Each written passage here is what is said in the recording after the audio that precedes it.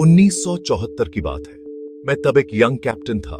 Himalayan borders पर India के एक हाई एल्टीट्यूड यूनिट में पोस्टेड था।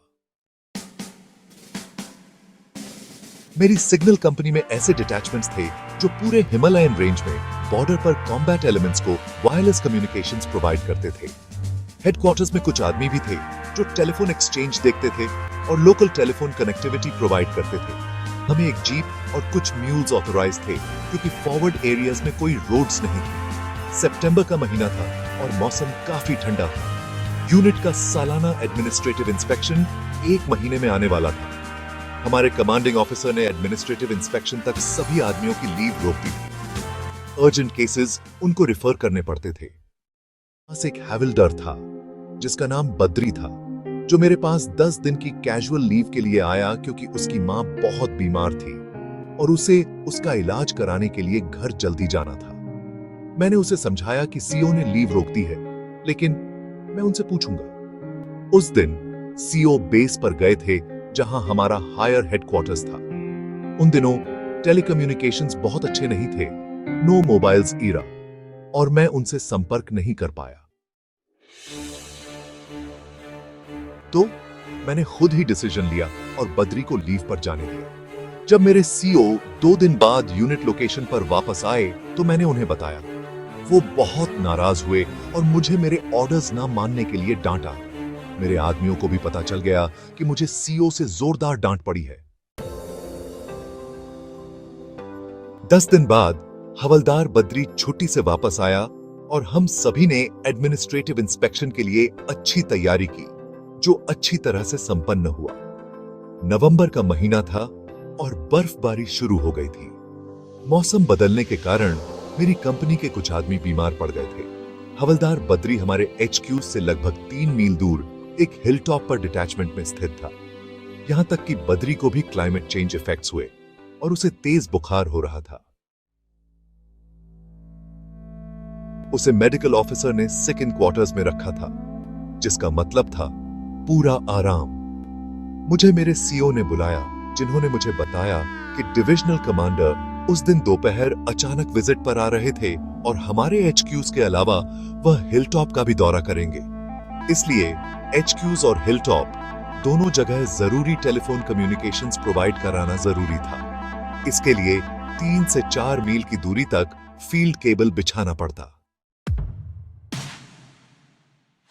चूंकि समय कम था, हमने दोनों तरफ से यानी HQs और हिलटॉप से फील्ड केबल बिछाना शुरू करने का फैसला किया। तब मुझे हिलटॉप स्थित मेरे रेडियो डिटैचमेंट ने बताया कि उनके 2 आदमी एक लॉन्ग रेंज पेट्रोल के साथ गए थे और अवेलेबल नहीं थे। ड्यूटी पर मौजूद ऑपरेटर के अलावा सिर्फ हवलदार बद्री ही था, जिसे उस दिन तेज बुखार था और SIQ में रखा गया था। तो मैं 2 आदमियों के साथ पीठ पर में अपनी पीठ पर लादे केबल को लेकर HQs लोकेशन से हिलटॉप की ओर चढ़ाई पर तार बिछाने लगा। हम जानते थे कि हमें 2 गुना समय लगेगा क्योंकि दूसरी तरफ तार बिछाने के लिए कोई नहीं था। VIP को अगले 3 घंटे में हेलीकॉप्टर से आना था। यह एक टाइट स्केड्यूल था और समय बहुत कम था। खैर, कोई और रास्ता नहीं था और हम जितनी जल्दी हो सके आगे बढ़ाते रहे। जैसे ही हमने लगभग 1 मील केबल बिछा लिया, हमने हिलटॉप से एक छोटे कद के व्यक्ति को दौड़ते हुए नीचे आते देखा। जब वह करीब आया तो हमने पाया कि वह हवलदार बद्री था, जिसकी पीठ पर एक केबल डिस्पेंसर पैक था और वह अच्छी स्पीड से दूसरी तरफ से तार बिछा रहा था। उसने पहले ही 2 मील की दूरी तय कर ली थी, जबकि हमने सिर्फ 1 मील ही तय किया था, क्योंकि नीचे उतरते हुए वह तेजी से दौड़ सकता था। आखिरकार हम मिले और केबल को जोड़ दिया। इस तरह दोनों लोकेशंस के बीच टेलीफोन कम्युनिकेशंस स्थापित हो गए। डिविजनल कमांडर के आने में अभी भी 2 घंटे बाकी थे। मैंने बादरी के माथे को छुआ। वह बुखार से जल रहा था। मैं सचमुच उसके डेडिकेशन से प्रभावित हुआ। मैंने उससे पूछा, बादरी, तुम्हें सिक इन क्वार्टर्स में होना चाहिए था। तुमने यह रिस्क क्यों लिया और केबल लेइंग क्यों किया? उसने जवाब दिया, सर, यह कुछ भी नहीं है। जब आप मुझे लीव देकर सीओ की नाराजगी सह सकते हैं, तो मैं आपको परेशानी में कैसे देख सकता हूं? समय पर गांव पहुंचने के कारण मैं अपनी मां को इलाज के लिए ले जा सका और वह बच गई। यह बहुत छोटी सी बात है जो मैं आपके लिए कर सकता हूं। मैं बस इतना ही कह सका, बद्री मुझे तुम पर गर्व है।